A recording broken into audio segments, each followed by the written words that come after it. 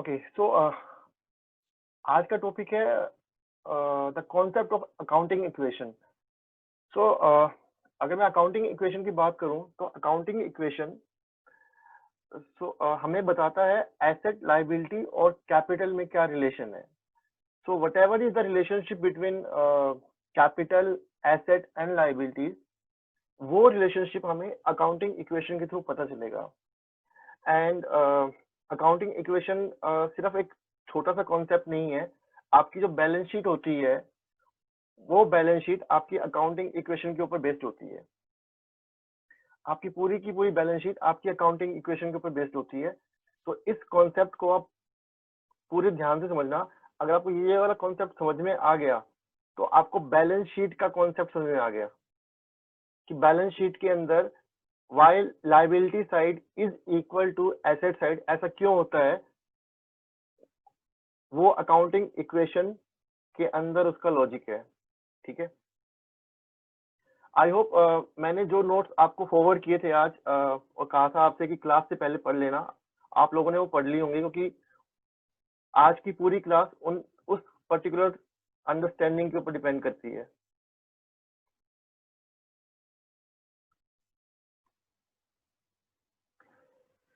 Okay so ये हमारी accounting equation है। Asset is equal to capital plus liability, और आप इसको asset is equal to internal liability plus external liability भी बोल सकते हैं, और आप इसको asset is equal to owner's money plus outsider money भी बोल सकते हैं। अब मैं आपको एक एग्जांपल के थ्रू इसको एक्सप्लेन करने की कोशिश करता हूँ। आप एक बार हम बिजनेस को साइड में करते हैं, एक बार हम रियल लाइफ एग्जांपल उठाते हैं। For suppose let's talk about Paras. So Paras ने पारस को अपने स्कूल की बुक्स के लिए 5,000 रुपीज चाहिए। ओके, अब पारस के पास कोई अर्निंग सोर्स तो है नहीं। ठीक है, तो पारस के पास पैसे लेने के सोर्सेस दो ही है, या तो वो अपने पेरेंट्स से लेगा, या फिर वो किसी अपने फ्रेंड से लेगा, या फिर कुछ अपने पेरेंट्स से लेगा, कुछ अपने फ्रेंड से लेगा। पारस गया अपने पापा के पास कि पापा मुझे 5,000 रुपीज चाहिए और मुझे बुक्स खरीदनी है, स्कूल की बुक्स खरीदनी है। पारस के फादर ने पारस को 5,000 रुपीज दे दिए, और पारस वो 5,000 रुपीज की बुक्स लेकर आ भी गया। अब इस केस में पारस के पास जो बुक्स है वो पारस की एसेट्स हैं, जो मैंने आपको लास्ट क्लास में एक्सप्लेन किया था, बिकॉज बुक्स उसको फ्यूचर में बेनिफिट प्रोवाइड करेंगी। और उन बुक्स को खरीदने के लिए जो पैसा आया वो पारस को उसके फादर ने दिया। तो यानी द अमाउंट, तो यानी पारस की जो है एक इंटरनल लायबिलिटी अपने फादर की तरफ भी खड़ी हो गई है। तो यानी जो बुक्स आई है वो इसके फादर के पैसे से आई है। तो यानी हम ये कह सकते हैं the value of books is equal to money borrowed from the father. जो बुक्स की वैल्यू है वो एग्जैक्टली इक्वल है जो पारस ने अपने फादर से मनी बोरो किया है। तो बुक्स क्या है, हमारी एसेट, और जो फादर से मनी बोरो किया है वो क्या है, हमारी इंटरनल लायबिलिटी, और उसको हम क्या बोल सकते हैं, capital. Capital is our internal liability. और इस केस में क्या पारस ने बाहर से पैसा बोरो किया है, किसी अपने फ्रेंड से पैसा बोरो किया है, नहीं किया। तो इस केस में जो एक्सटर्नल लायबिलिटी है, या सिर्फ मैं लायबिलिटी की बात करूं, सिर्फ सिंपल लायबिलिटी वर्ड की बात करूं तो वो जीरो है। तो इस केस में एसेट की वैल्यू है 5,000, कैपिटल की वैल्यू है 5,000, और लायबिलिटी की वैल्यू है 0। नेक्स्ट केस लेते हैं। इसी केस में एक नया केस लेते हैं। हम बात करते हैं साक्षी की। साक्षी को अब अपने लिए बुक्स खरीदनी थी again, and the value of the books again 6,000 है। साक्षी के पेरेंट्स आउट ऑफ स्टेशन थे, तो साक्षी ने अपने पेरेंट्स को फोन किया कि मुझे अभी बुक्स खरीदनी है और आई वांट 6,000 रुपीज। तो साक्षी के पेरेंट्स ने कहा कि क्या बोलते हैं, अभी तो हम जहाँ से हैं वहां से पैसे भिजवा नहीं सकते आपको, तो अभी तो हम पैसे आपको आकर ही दे पाएंगे, और हम अभी कुछ दिनों के बाद आएंगे। साक्षी ने क्या किया, साक्षी ने अपनी फ्रेंड से बात की कि मुझे 6,000 रुपीज चाहिए और जब मेरे पेरेंट्स आएंगे मैं आपको वो पैसे वापस कर दूंगी। साक्षी की फ्रेंड ने साक्षी को वो पैसे दे दिए, उधार दे दिए। साक्षी ने 6,000 रुपए अपनी फ्रेंड से उधार लिए और उन 6,000 रुपए से वो बुक्स लेकर आ गई। इस केस में साक्षी के पास जो एसेट्स आई हैं, जो बुक्स आई हैं, उनकी वैल्यू है 6,000 रुपीज। लेकिन ये जो बुक्स आई है ये पेरेंट्स के पैसे से नहीं आई है, मतलब इसमें जो पैसा बोरो किया गया है वो बाहर से बोरो किया गया है। इसमें साक्षी की एक्सटर्नल लायबिलिटी इंक्रीज हुई है, ना कि इंटरनल लायबिलिटी। क्योंकि इंटरनल लायबिलिटी जो होती है वो ओनर, बिजनेस की ओनर की तरफ होती है। अगर साक्षी अपने पेरेंट्स से पैसे उधार लेती तो उसको हम इंटरनल लायबिलिटी बोलते, उसको हम कैपिटल बोलते। पर क्योंकि साक्षी ने अपनी फ्रेंड से पैसे उधार लिए हैं और फ्रेंड जो है वो फैमिली मेंबर नहीं है, तो इसलिए हम उसको एक्सटर्नल बोलेंगे। तो फैमिली से जो फ्रेंड से पैसे लिए हैं वो साक्षी के लिए एक्सटर्नल लायबिलिटी है या फिर प्योर लायबिलिटी है। तो इस केस में the value of the asset is 6,000 and the value of capital is 0, but the value of external liability is 6,000। तो अकाउंटिंग इक्वेशन में अगर हम पुट करेंगे तो एसेट की जगह 6,000 लिखेंगे, इंटरनल लायबिलिटी की जगह 0 लिखेंगे और एक्सटर्नल लायबिलिटी की जगह हम 6,000 लिखेंगे। तो यहाँ पे हमारी जो इक्वेशन है वो अगेन इक्वल है। लास्ट केस में हम बात करते हैं ज्योति की। ज्योति को अगेन बुक्स चाहिए and the value of the books is 7,000 rupees. Jyoti ने अपने पेरेंट्स से पैसे मांगे बुक्स के लिए। तो पेरेंट्स ने कहा कि अभी जो घर पे रेडीली कैश अवेलेबल है वो 4,000 है, बाकी कैश हम आपको कल दे देंगे या परसों दे देंगे। पर ज्योति को बुक्स आज लेकर आनी थी, तो ज्योति ने अपनी फ्रेंड से बात करी और 3,000 अपनी फ्रेंड से बोरो कर लिए। तो ज्योति को 4,000 तो मिले अपने पेरेंट्स से और 3,000 मिले अपने फ्रेंड से। तो टोटल में जो ज्योति के पास जो पैसे आए वो आए 7,000। ज्योति ने 7,000 से मार्केट में जाके बुक्स परचेज कर ली।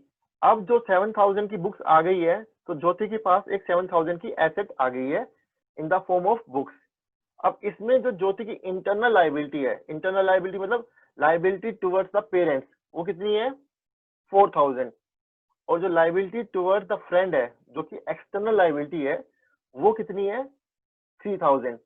तो अगर मैं इसको अकाउंटिंग इक्वेशन में पुट करूंगा तो अकाउंटिंग इक्वेशन के हिसाब से the value of the asset is equal to 7,000 which is equal to 4,000 internal liability plus 3,000 external liability.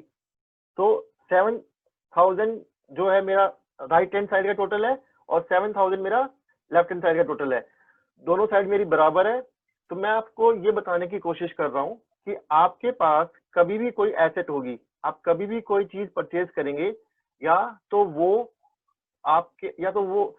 Owner के पैसों की होगी या आपने किसी आउटसाइडर से बोरो की होगी या मिक्स एंड मैच होगा। कुछ पैसे ओनर से लिए होंगे या कुछ पैसे आउटसाइडर से लिए होंगे। तो बिजनेस में अब हम बात करते हैं बिजनेस की।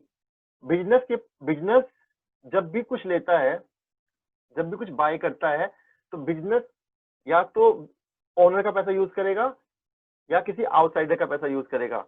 तो इसीलिए बिजनेस की जितनी भी एसेट होती है वो बराबर होती है, वो इक्वल होती है owners money plus outsider money के।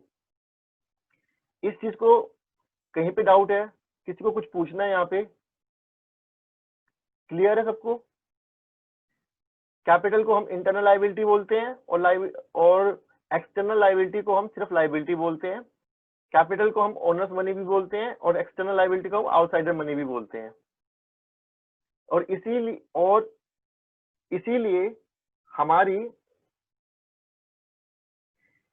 इसीलिए हमारी जितनी भी एसेट्स होती हैं बिजनेस में, जितनी भी आप एसेट्स बोल लो, सारी की सारी एसेट्स हमारी या तो business will take money either from owner और फ्रॉम आउटसाइडर और from both to buy any asset और इंकरिंग एनी एक्सपेंस। और कोई सोर्स है ही नहीं बिजनेस के पास। अब कई लोग कहते हैं कि सर बिजनेस के पास प्रॉफिट भी तो होता है, जो बिजनेस प्रॉफिट अर्न करता है तो उसको तो किसी से पैसे लेने की जरूरत ही नहीं है। अगर बिजनेस के पास प्रॉफिट हो रहा है तो बिजनेस अपने प्रॉफिट से भी तो एसेट बाय कर सकता है। बिल्कुल सही बात है।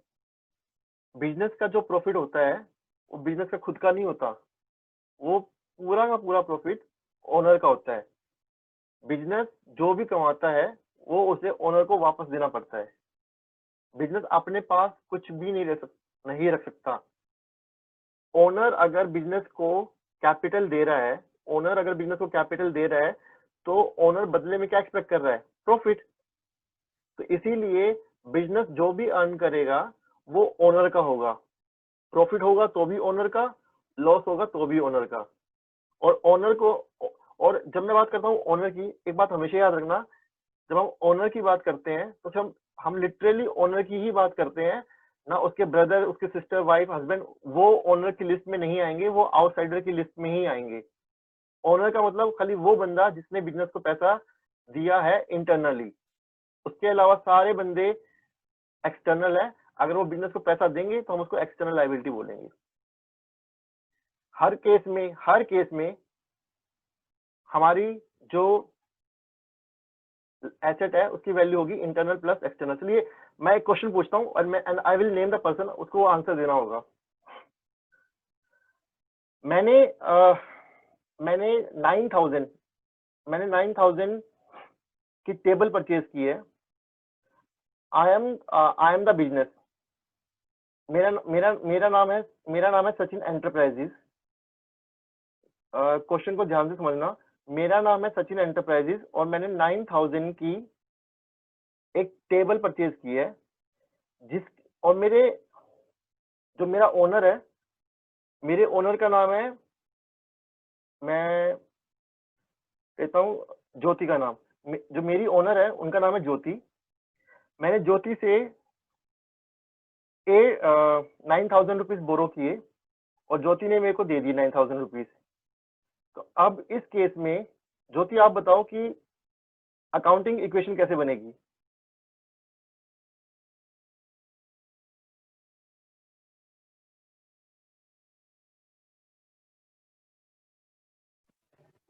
सर इस केस में हमारी अकाउंटिंग इक्वेशन कुछ इस तरीके से बनेगी। असेट्स हमारे 9,000 के हैं तो हम उधर असेट्स की जगह 9,000 लिख देंगे। और आपने ओनर से लिया है तो हम ओनर से जो मनी लिया है वहां पे भी हम 9,000 लिख देंगे, और जो हमारी एक्सटर्नल लायबिलिटी है वहां पे हमारा 0 आ जाएगा। परफेक्ट है, ठीक है।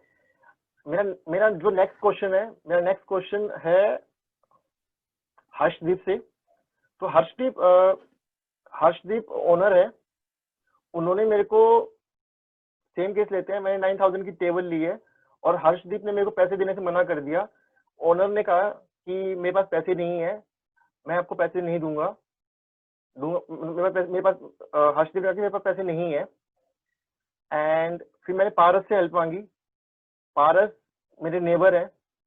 पारस ने मेरे को 9,000 रुपीज ला के दे दिए और मैंने पारस से लिए हुए 9,000 से मैंने टेबल परचेज कर ली।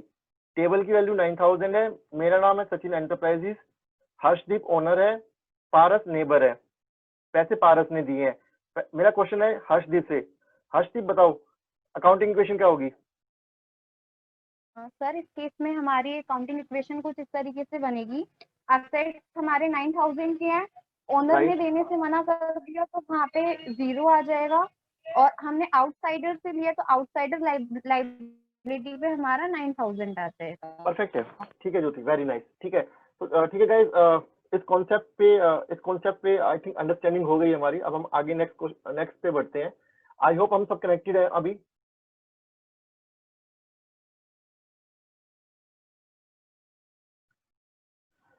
अब आते हैं हमारे नेक्स्ट कॉन्सेप्ट पे, टाइप्स ऑफ एसेट। तो ब्रॉडली टाइप्स ऑफ एसेट को मैंने 2 टाइप्स में क्लासिफाई किया है, current and non current asset. Current asset और नॉन करंट एसेट। पहले तो मैं आपको थोड़ा सा एसेट के बारे में दोबारा बता देता हूँ ताकि आपको रिकॉल हो जाए कि asset is anything which will give you benefit in future. Anything which gives you benefit in future वो आपकी एसेट है। कोई भी ऐसी आइटम जो आपको फ्यूचर में बेनिफिट देती है वो आपकी एसेट है। तो करंट एसेट क्या है? करंट एसेट की डेफिनेशन है कि वो एसेट जिनका बेनिफिट हमें शॉर्ट टर्म के लिए मिलता है, सिर्फ 1 साल के लिए, वो हमारी करंट एसेट होती है। और प्लस प्लस जिन एसेट्स को हम 1 साल के अंदर कैश में कन्वर्ट कर सकते हैं उनको हम करंट एसेट बोलते हैं। 2 चीजें बोली है मैंने। करंट एसेट्स में 2 चीजें होती हैं। पहली बात कि जिन एसेट्स को हम कैश में कन्वर्ट कर सकते हैं 1 साल के अंदर, उन एसेट्स को हम करंट एसेट बोलते हैं। दूसरी बात, जिन एसेट्स का बेनिफिट हमें सिर्फ 1 साल के लिए मिलता है, उन एसेट को हम करंट एसेट बोलते हैं। नॉन करंट एसेट क्या होती है? Exact opposite. ऐसी एसेट जिनका बेनिफिट हमें 1 साल से ज्यादा के लिए मिलता है उनको हम नॉन करंट एसेट बोलते हैं। प्लस जो जिसका हमारे जिनको कैश में कन्वर्ट करना 1 साल के अंदर पॉसिबल नहीं है, उनको हम नॉन करंट एसेट बोलते हैं। ठीक है। तो अब जैसे कि करंट एसेट के अगर मैं आपको एग्जांपल दूं तो करंट एसेट में आपके आते हैं कैश, आपका बैंक बैलेंस। कैश और बैंक बैलेंस तो इटसेल्फ ही आपका कैश है। आपके डेटर्स क्या होते हैं? सो डेटर्स क्या होते हैं? ये वर्ड आपने बहुत बार सुना होगा अकाउंट्स में और आप आगे सुनने वाले हो। डेटर्स का मतलब है कि वो लोग जिनको आप उधार में सामान गुड्स बेचते हो, जिनको आप उधार में गुड्स बेचते हो। अब आता है इसमें एक वर्ड मैंने यूज किया है, गुड्स। क्या कोई मुझे बता सकता है कि गुड्स की डेफिनेशन क्या होती है? What do you mean by goods? Sir can I? हाँ, या श्योर प्लीज। सर गुड्स से हमारा मतलब है जो सामान हमने बेचने के लिए अपने बिजनेस में खरीदा हो। लाइक अगर हम फर्नीचर का बिजनेस करते हैं तो हम जो टेबल्स और चेयर खरीदेंगे वो हमारी गुड्स हैं। बिल्कुल बिल्कुल बिल्कुल। जिस आइटम में हम डील करते हैं वो हमारे लिए गुड्स है। जिस चीज का हमारा बिजनेस है वो हमारे लिए गुड्स है। अगर मेरी स्टेशनरी की शॉप है तो मेरे लिए pen, pencil, rubber, sharpener, books, notebooks, ये मेरे लिए गुड्स है। अगर मेरे रेडीमेड गारमेंट्स की मेरी शॉप है तो मेरे लिए ट्राउजर, शर्ट्स, ये मेरे लिए गुड्स है। अगर मेरी फर्नीचर की शॉप है तो टेबल, चेयर, सोफा, ये मेरे लिए गुड्स है। अगर अगर मेरी रियल एस्टेट का बिजनेस है तो मेरे लिए बिल्डिंग्स मेरे लिए गुड्स है।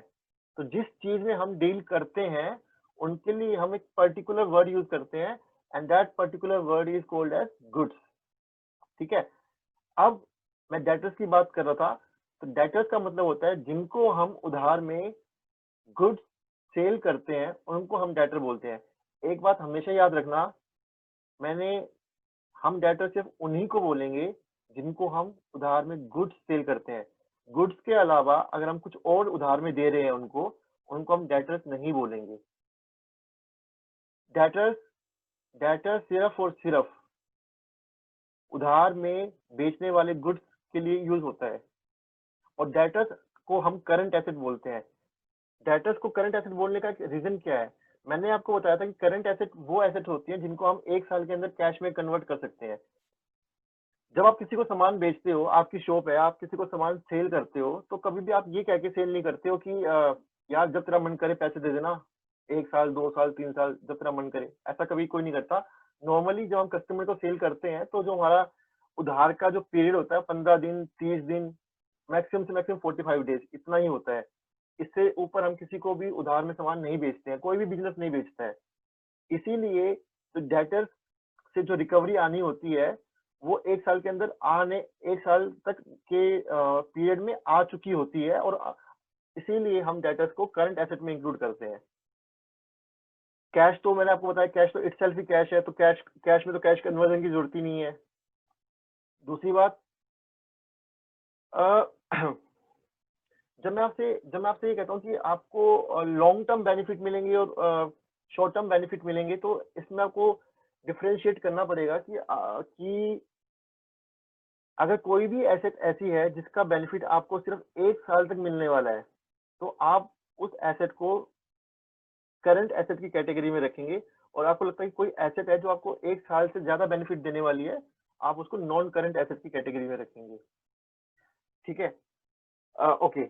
अब इसमें नॉन करंट में एक सबसे इंपॉर्टेंट एसेट आती है फिक्स्ड एसेट, जो आपने बहुत बार सुनी होगी। तो फिक्स्ड एसेट के बारे में थोड़ा डिस्कस करते हैं। फिक्स्ड एसेट ऑफ कोर्स जो नॉन करंट एसेट की डेफिनेशन होती है कि ऐसी एसेट जो आपको लॉन्ग टर्म के लिए बेनिफिट प्रोवाइड करती है, वो आपकी फिक्स्ड एसेट्स होती हैं। फिक्स्ड एसेट इसके नाम में ही फिक्स्ड लिखा हुआ है, तो यानी इसका मतलब है कि ऐसी एसेट जो हम रीसेल पर्पस के लिए बाय नहीं करते, ऐसी एसेट जिनको हम रीसेल पर्पस के लिए बाय नहीं करते, उनको हम फिक्स एसेट बोलते हैं। तीसरा, ऐसी एसेट जो हमको बिजनेस को रन करने में हमारी हेल्प करती है, उनको हम फिक्स एसेट बोलते हैं। जब आप अपने ऑफिस के लिए सोफा या टेबल परचेज करते हो, आप फॉर एग्जांपल आपका स्टेशनरी का बिजनेस है, और आपने स्टेशनरी के बिजनेस में खुद के बैठने के लिए टेबल और चेयर मंगवाई है, तो जो आपने टेबल और चेयर मंगवाई है, वो आपने बेचने के लिए नहीं मंगवाई है, वो अपने बिजनेस को ऑपरेट करने के लिए मंगवाई है, ताकि आप उसके ऊपर बैठकर बिजनेस को ऑपरेट कर सको। तो जो टेबल और चेयर है, वो आपकी फिक्स एसेट है, और वो आपको लॉन्ग टर्म तक बेनिफिट देगी। और उसी स्टेशनरी के बिजनेस में अगर मैं स्टेशनरी की बात करूं, तो स्टेशनरी आपने रीसेल पर्पस करने के लिए ही खरीदी है, और इसीलिए मैं उसको करंट एसेट बोल रहा हूँ। और स्टेशनरी आइटम जितनी भी आपकी शॉप के अंदर रखी हुई है, और सारी की सारी उनको हम गुड्स बोलेंगे। ना पेन बोलेंगे, ना पेंसिल बोलेंगे, ना शॉर्पनर बोलेंगे, ना रबर बोलेंगे, ना नोटबुक बोलेंगे। उनका खाली एक ही नाम है, अकाउंट्स में उनका खाली एक ही नाम है, गुड्स। अगर मैं फर्नीचर शॉप की बात करूं, तो मैं ऐसे नहीं कहूंगा कि मैं टेबल में डील करता हूं, मैं चेयर में डील करता हूं। मेरे लिए वो सारी की सारी आइटम गुड्स है। फर्नीचर की शॉप में अगर टीवी रखा हुआ है, तो वो गुड्स नहीं है। सेम वाइस वर्सा, अगर टीवी इलेक्ट्रॉनिक्स की शॉप में अगर फर्नीचर रखा हुआ है, तो वो गुड्स नहीं है। क्लियर? अब आते हैं हमारे नेक्स्ट टॉपिक पे, जो है हमारा current and non. Guys, types of asset को हम आगे और भी डिस्कस करते रहेंगे, जैसे जैसे हम प्रैक्टिकल क्वेश्चंस पे आएंगे। नेक्स्ट क्लास में हम जनरल एंट्रीज पे आएंगे, ट्रेडिशनल एंड मॉडर्न थ्योरी हम स्टार्ट करेंगे। जनरल एंट्री की क्लासेस के बाद +1 और +2 की क्लासेस अलग हुआ करेगी। तो मुझे 2 क्लासेस और चाहिए आप लोगों से कंबाइंड, जिसमें मैं आपको जनरल एंट्री सिखाऊंगा। एक बार आप लोगों को जनरल एंट्री आ गई, तो फिर मैं आपकी क्लासेस स्प्लिट कर दूंगा। मैं आपको एक बात बता देता हूँ, हमेशा याद रखना। अगर कोई आपसे पूछे, कोई मुझसे पूछता है कि अकाउंट्स को एक वर्ड में बताओ, मतलब अगर आपसे कोई पूछे कि अकाउंट्स को बताओ, अकाउंट्स क्या है। अकाउंट्स की तो बहुत सारी डेफिनेशन है, आपने पढ़ी भी होगी, आपने याद भी करी होगी। जब मुझसे कोई पूछता है कि अकाउंट्स अगर सीखना है, या अकाउंट्स का मतलब क्या है, अकाउंट सीखने के लिए क्या जरूरी है, मैं कहता हूँ खाली एक ही वर्ड, जनरल एंट्री। जिसको जनरल एंट्री आती है ना, उसको पूरी अकाउंट्स आती है, और उसको जिंदगी में कभी भी कहीं पे भी कोई क्लासेस लेने की जरूरत नहीं है, कोई ट्यूशन लेने की जरूरत नहीं है। अगर आपको जनरल एंट्री आ गई, जो +1 के स्टूडेंट है वो स्पेशली सुन ले, अगर आपको जनरल एंट्री आ गई, +2 आपके लिए कुछ भी नहीं है, और +1 तो आपके लिए बिल्कुल भी कुछ नहीं है। और +2 के स्टूडेंट्स को मैं आपको बता देता हूँ, अगर आपको लगता है कि आपको +2 में दिक्कत आ रही है, तो मैं आपको ये एश्योर करता हूँ कि इसका रीजन ये है कि आपकी जनरल एंट्री की जो कॉन्सेप्ट है, कहीं ना कहीं आप उसमें लैग करते हो, इसीलिए आपको +2 के कॉन्सेप्ट में दिक्कत आ रही है। मैं सबसे रिक्वेस्ट करूंगा कि जनरल एंट्री वाली क्लास को प्लीज ध्यान से सुनना, ध्यान से समझना। अगर आप सबको छोड़ दो, अगर आपको जनरल एंट्री आ गई ना, आपको अकाउंट्स में और कुछ सीखने की जरूरत ही नहीं है। जनरल एंट्री ही अकाउंट्स है। जनरल एंट्री एक चैप्टर नहीं है, जनरल एंट्री एक पूरी की पूरी अकाउंटेंसी की बुक है। अगर वही आ गई तो सब कुछ आ गया।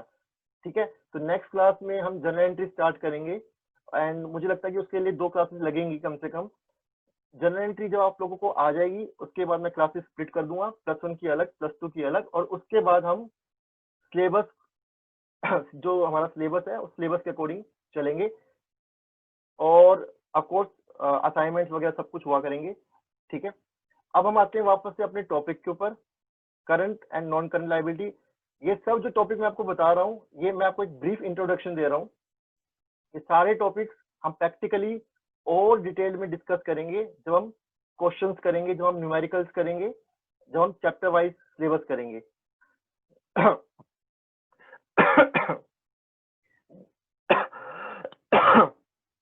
जैसे जैसे सिलेबस आगे बढ़ेगा, वैसे वैसे आपके कॉन्सेप्ट भी क्लियर होते रहेंगे। पर अभी जितना सिखा रहा हूँ उतना प्लीज क्लासेस के बाद भी क्लासेस को सुना करो। ये बेसिक्स है। बेसिक अगर अगर आपको लगता है कि आप डायरेक्टली न्यूमेरिकल्स पे आकर ही सीखोगे तो आप गलत कर रहे हो।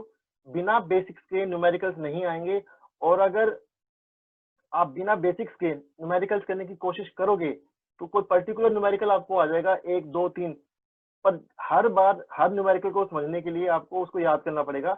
इससे बेटर है एक बार कॉन्सेप्ट समझ लो। एक बार कॉन्सेप्ट आ गया तो कितना भी मुश्किल न्यूमेरिकल आ जाए आपके लिए वो आसान हो जाएगा, ठीक है। तो आज की क्लास को खत्म करने से पहले मैं आपको करंट और नॉन करंट लायबिलिटी के बारे में बता देता हूँ। तो करंट लायबिलिटी, वो लायबिलिटी का मतलब मैंने आपको बताया था। यहाँ पे लायबिलिटी लिखी हुई है तो लायबिलिटी का मतलब है आपकी एक्सटर्नल लायबिलिटी, और लायबिलिटी का मतलब होता है any obligation, any responsibility, anything which you owe. Okay, if you owe anything to insider or owner, it's called internal liability. Anything which you owe to outsider or external is called liability or external liability. Okay, तो current liability का मतलब होता है कि ऐसी liability जो आपको 1 साल के अंदर पूरी करनी पड़ती है, 1 साल के अंदर डिस्चार्ज करनी पड़ती है। ऐसी कोई भी लायबिलिटी जो आपको 1 साल के अंदर पे करनी है वो आपकी करंट लायबिलिटी होती है। और नॉन करंट लायबिलिटी क्या हुई? नॉन करंट लायबिलिटी बिल्कुल अपोजिट है। ऐसी लायबिलिटी जो आपको 1 साल के बाद पे करनी है वो आपकी नॉन करंट लायबिलिटी है। नॉर्मली जो हम बैंक लोन लेते हैं तो बैंक लोन हम एक लॉन्ग टाइम के लिए लेते हैं। होम लोन हो गया, कार लोन हो गया, एजुकेशन लोन हो गया, तो ये सब जो हमारे लोन्स होते हैं हम नॉर्मली एक लंबे टाइम के लिए लेते हैं। इन सभी लोन्स को हम अपनी नॉन करंट लायबिलिटी बोलते हैं, non current liability. And because of course bank हमारे लिए एक्सटर्नल है, तो इसीलिए वो हमारी एक्सटर्नल लायबिलिटी तो है ही और नॉन करंट लायबिलिटी भी है, बिकॉज जो उसका टेन्योर है पे करने का, बैंक लोन का टेन्योर जो है वो 1 साल से ज्यादा है। करंट लायबिलिटी क्या होती है? करंट लायबिलिटी जो हमें 1 साल के अंदर पे करनी होती है, इसका बेस्ट एग्जांपल होता है क्रेडिटर्स। जैसे मैंने आपको डेटर्स बताया था, उसका अपोजिट है क्रेडिटर्स। डेटर्स से जिनको हम उधार में गुड्स सेल करते हैं। क्रेडिटर्स कौन होते हैं? जिनसे हम उधार में गुड्स परचेज करते हैं। गुड्स, मैं वर्ड गुड्स यूज कर रहा हूँ। गुड्स का मतलब in the items in which we are dealing. और क्रेडिटर्स को जब हम बाय कर रहे हैं, गुड्स बाय कर रहे हैं, तो वो भी हमें जो उधार देते हैं वो शॉर्ट टर्म के लिए देते हैं, 15 दिन, 30 दिन, 45 डेज। तो इसीलिए जो क्रेडिटर्स की जो लायबिलिटी, जो हमें क्रेडिटर्स को पे करना होता है, क्रेडिटर्स हमारी लायबिलिटी होते हैं, शॉर्ट टर्म लायबिलिटी होते हैं, करंट लायबिलिटी होते हैं, तो उन्हें हमें 1 साल के अंदर ही पे, मैक्सिमम 1 साल के अंदर ही पे करना होता है, तो इसलिए हम क्रेडिटर्स को करंट लायबिलिटी बोलते हैं। तो करंट लायबिलिटी को हम शॉर्ट टर्म लायबिलिटीज भी बोलते हैं और नॉन करंट लायबिलिटी को हम लॉन्ग टर्म लायबिलिटी भी बोलते हैं। और फिर से मैं रिपीट करूंगा, मैं चीजें रिपीट कर रहा हूँ क्योंकि ये इनिशियल क्लासेज है, ध्यान रखना। बाद में चीजें रिपीट नहीं होंगी, बाद में हम सीधा कॉन्सेप्ट पे आएंगे। अभी सीख लो लायबिलिटी का मतलब। जब सिंपल लायबिलिटी लिखा हो तो इसका मतलब है एक्सटर्नल लायबिलिटी। यहाँ पे इस पूरी की पूरी स्लाइड में कहीं भी कैपिटल का जिक्र नहीं होना चाहिए, तो जहां भी कैपिटल का जिक्र होगा वहां पे इंटरनल लायबिलिटी लिखा होगा या कैपिटल लिखा होगा या ओनर्स मनी लिखा होगा। अगर इन तीनों में से कुछ भी लिखा नहीं हुआ है तो आपको कैपिटल की तरफ जाना भी नहीं है। यहाँ पे लायबिलिटी लिखा हुआ है तो हम यहाँ पे सिर्फ एक्सटर्नल लायबिलिटी की बात कर रहे हैं, सिर्फ और सिर्फ एक्सटर्नल लायबिलिटी की बात कर रहे हैं। ओके, तो अभी हमने यहाँ पे डिस्कस किया current and non current asset and current and non current liability. ये एक ब्रॉड क्लासिफिकेशन है, ये डिटेल्ड क्लासिफिकेशन ऑफ कोर्स नहीं है, इसके अलावा बहुत कुछ होता है, हम वो धीरे धीरे डिस्कस करेंगे। मैं आपको एक ब्रीफ इंट्रोडक्शन देना चाह रहा था, अच्छे से इंट्रोडक्शन देना चाह रहा था जब हम बाकी क्लासेस जब हम बाकी सिलेबस के अकॉर्डिंग करेंगे तो हम उसमें और डिटेल में एनालिसिस करेंगे, क्योंकि कंबाइंड क्लासेस है तो मुझे ये भी नहीं पता कि +2 के स्टूडेंट्स का कितना बेस क्लियर है, तो आई जस्ट वांट कि उनका भी एक बेस क्लियर हो, उनको भी समझ में आए। किसी को कोई डाउट है आज की क्लास में? किसी को कुछ पूछना है? तो आज हमने डिस्कस किया है accounting equation which is the relationship between capital asset and liabilities, और I can say the relationship between internal liability, external liability and the asset. उसके बाद हमने डिस्कस किया types of asset, current and non current, types of liability, current and non current liability. Please feel free, किसी को कुछ पूछना है? किसी को कुछ पूछना है? ओके ठीक है गाइस, परसों अब हम ऑल्टरनेट डेज पे क्लास करेंगे। परसों हमारी क्लास होगी जनरल एंट्री क्लास है, जिसमें परसों हम डिस्कस करेंगे ट्रेडिशनल एंड मॉडर्न थ्योरी। तो जनरल एंट्रीज को करने के लिए 2 थ्योरीज होती हैं, ट्रेडिशनल एंड मॉडर्न थ्योरीज। परसों की क्लास बहुत इंपॉर्टेंट है, ठीक है? तो उससे पहले अगर आपके कोई डाउट्स है तो मुझे आप व्हाट्सएप कर सकते हैं। I reply on your WhatsApp. And दूसरी बात, आप अपने फ्रेंड्स को, अपने फैमिली मेंबर्स को, किसी को जो +1 या +2 में है, please feel free to share the enrolment form और द वीडियो।